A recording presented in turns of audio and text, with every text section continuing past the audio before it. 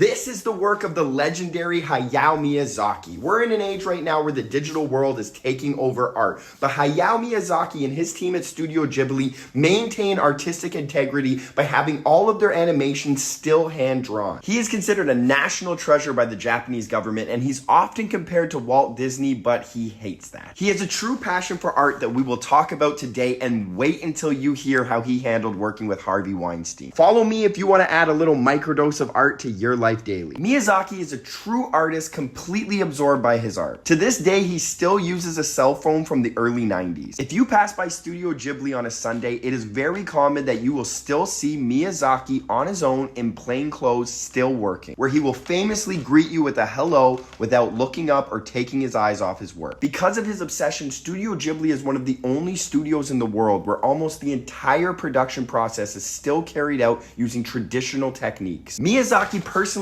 hand draws thousands of frames in his films, and he hates CGI. He once called AI animation an insult to life itself. And his process is chaotic. Unlike most directors, Miyazaki doesn't write scripts before starting his animations. He storyboards as he goes, and he just figures out the plot along the way. His team has to really trust him. In 1997, Harvey Weinstein's Miramax acquired the distribution rights to Miyazaki's film Princess Mononoke. And Weinstein, being the controlling scumbag that he is, demanded that the 135-minute film be cut down to 90. And in response, Studio Ghibli sent Weinstein a samurai sword with 2 words engraved in it: no cuts. And Weinstein reportedly had a meltdown and started screaming that if he didn't cut the movie, he would never work in the industry again. But Miyazaki held his ground, and when asked years later for a comment on this situation, Miyazaki simply replied, "I defeated him." He's announced his retirement several different times, but he's often back the next day, sat down, drawing on his own. In 2013, after his film The Wind Rises, he announced that he had retired from making feature films, but he will never stop drawing daily. But in 2023, he returned to features with The Boy and the Heron. At 84 years old, he now says that his next film will be his last, but we'll see. He is the definition of an artist with a passion for his craft that will never die.